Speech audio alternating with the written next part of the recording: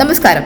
National broadcasting news India mid day news. ആലപ്പുഴയിൽ വൻ കഞ്ചാവ് വേട്ട. 2 കോടി വില പതിക്കുന്ന ഹൈബ്രിഡ് കഞ്ചാവാണ് പിടികൂടിയത്. കഞ്ചാവുമായി എത്തിയത് ചെന്നൈ സ്വദേശിനി ക്രിസ്റ്റീന എന്ന തസ്ലീബ സുൽത്താന. മണ്ണഞ്ചേരി സ്വദേശി ഫിറോസുമായി ചേർന്ന് വിൽപ്പന നടത്താനാണ് ആലപ്പുഴയിലേക്ക് വന്നതെന്ന് പ്രതി മൊഴി നൽകി. തായ്ലൻഡിൽ നിന്നാണ് ഹൈബ്രിഡ് കഞ്ചാവ് എത്തിച്ചത്. പ്രതി സെക്സ് റാക്കറ്റിലെ കണ്ണിയെന്നും എക്സൈസ്. പെൺകുട്ടിയെ ലഹരി നൽകി പീഡിപ്പിച്ച കേസിലും ഇവർ പ്രതിയാണ്. എറണാകുളത്തും കഞ്ചാവ് വിതരണം ചെയ്തതായി പ്രതിയുടെ മൊഴി. ആലപ്പുഴ മാരേലിക്കുളം പോലീസും നാർക്കോട്ടിക്സ് CI മഹേഷിന്റെ നേതൃത്വത്തിലെ സംഘവും ചേർന്നാണ് രാത്രി 12 മണിയോടെ ഇവരെ പിടികൂടിയത്. യൂണിവേഴ്സിറ്റി ബോയ്സ് ഹോസ്റ്റലിൽ നിന്ന് കഞ്ചാവ് പിടികൂടി. തിരുവനന്തപുരം പാളയത്തെ യൂണിവേഴ്സിറ്റി ബോയ്സ് ഹോസ്റ്റലിൽ കഞ്ചാവ് പിടികൂടിയ സംഭവത്തിൽ അന്വേഷണം ഊർജിതമാക്കി എക്സൈസ്. മുറിയിലെ താമസക്കാരുടെ വിവരങ്ങൾ തേടി ഹോസ്റ്റൽ വാർഡിന് എക്സൈസ് എന്ന് കത്തയക്കും. യൂണിവേഴ്സിറ്റി കോളേജിൽ നിന്ന് ബിരുദം പൂർത്തിയാക്കിയ തമിഴ്നാട് സ്വദേശിയുടേതാണ് കഞ്ചാവ് പിടികൂടിയ 455 മുറി. 20 ഗ്രാം കഞ്ചാവാണ് ഇവിടെ നിന്നും പിടികൂടിയത്. പിടിച്ചെടുത്ത കഞ്ചാവ് കുറഞ്ഞ അളവിലുള്ളതായതിനാൽ ജാമ്യം ലഭിക്കുന്ന വകുപ്പാണ് ചുമത്തിയിരിക്കുന്നത്. കളമശ്ശേരി ഗവൺമെന്റ് പോളിടെക്നിക് ഹോസ്റ്റലിൽ നിന്നും കഞ്ചാവ് പിടിച്ചെടുത്ത സംഭവത്തിന് പിന്നാലെയാണ് തലസ്ഥാനത്തെ കേരള യൂണിവേഴ്സിറ്റിയുടെ ഹോസ്റ്റലിലും എക്സൈസ് പരിശോധനയിൽ കഞ്ചാവ് പിടിച്ചെടുത്തത്. സംസ്ഥാനത്ത് ഒറ്റപ്പെട്ട മഴയ്ക്ക് സാധ്യത. 3 ജില്ലകളിൽ യെല്ലോ അലർട്ട്. എറണാകുളം, പാലക്കാട്, വയനാട് ജില്ലകളിൽ കേന്ദ്ര കാലാവസ്ഥാ വകുപ്പ് യെല്ലോ അലർട്ട് പ്രഖ്യാപിച്ചു. ഒറ്റപ്പെട്ട ശക്തമായ മഴയ്ക്കുള്ള സാധ്യതയാണ് പ്രവചിക്കപ്പെട്ടിരിക്കുന്നത്. മണിക്കൂറിൽ 30 മുതൽ 40 കിലോമീറ്റർ വരെ വേഗതയിൽ ശക്തമായ കാറ്റിനും സാധ്യതയുണ്ടെന്ന് കേന്ദ്ര കാലാവസ്ഥാ വകുപ്പ് മുന്നറിയിപ്പ് നൽകി. സ്ത്രീകളെ മറയാക്കി ലഹരിക്കടത്ത് കൂടി. പരിശോധനയ്ക്ക് വനിതാ പോലീസും കുറവ്. കൊച്ചി. സ്ത്രീകളെ മറയാക്കി ലഹരിക്കടത്ത് സംഘങ്ങൾ കൂടുന്നു. എന്നാൽ പരിശോധനയ്ക്ക് ആവശ്യത്തിന് വനിതാ പോലീസ് ഇല്ലാത്തത് പ്രതിസന്ധി സൃഷ്ടിക്കുന്നു. 2024 40-ലധികം യുവതികളാണ് ലഹരിക്കടത്തിന് പിടിയിലായത്. ഭൂരിഭാഗവും 21-നും 30-നും ഇടയിൽ പ്രായമുള്ളവരാണ്. അതിൽ തന്നെ കൊച്ചിയിലാണ് കൂടുതലും. വാഹന പരിശോധനാ സംഘങ്ങളിലും മറ്റും വനിതാ പോലീസ് ഉദ്യോഗസ്ഥരുടെ കുറവ് ലഹരി സംഘങ്ങൾക്ക് ഗുണമാകുന്നു. കുടുംബമെന്ന പരിഗണനയിൽ പരിശോധനകളിൽ നിന്നും ചിലപ്പോൾ രക്ഷപ്പെടും. ലഹരി സംഘം കെണിയിൽപ്പെടുത്തി പിന്നീട് ലഹരി വിൽപ്പന സംഘത്തിന്റെ ഭാഗമായവരാണ് സ്ത്രീകളിൽ പലരും. സ്ത്രീകൾ ഉൾപ്പെട്ട ലഹരി കേസുകൾ കൂടുതൽ റിപ്പോർട്ട് ചെയ്യുന്ന നഗരങ്ങളിൽ ഉൾപ്പെടെ വനിതാ പോലീസ് ഉദ്യോഗസ്ഥരുടെ എണ്ണം കുറവാണ്. കണ്ണൂരിൽ ബസും ലോറിയും കൂട്ടിയിടിച്ച് അപകടം. മട്ടന്നൂർ ഉളിയിൽ പാലത്തിന് സമീപമാണ് അപകടം നടന്നത്. 11 പേർക്ക് പരിക്ക്. തലശ്ശേരിയിൽ നിന്നും കർണാടകയിലേക്ക് പോവുകയായിരുന്ന ബസും ഇരിട്ടിയിൽ നിന്നും മട്ടന്നൂരിലേക്ക് വരുന്ന ലോറിയുമാണ് അപകടത്തിൽപ്പെട്ടത്.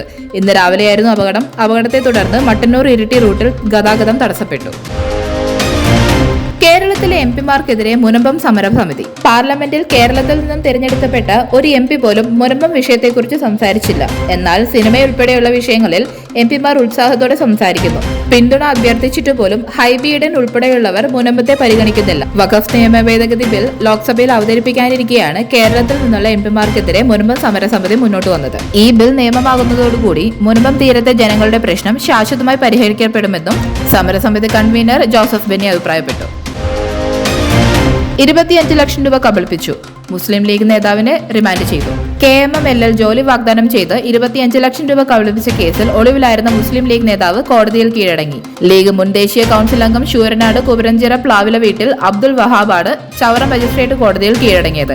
കോടതി പ്രതിയെ റിമാൻഡ് ചെയ്തു.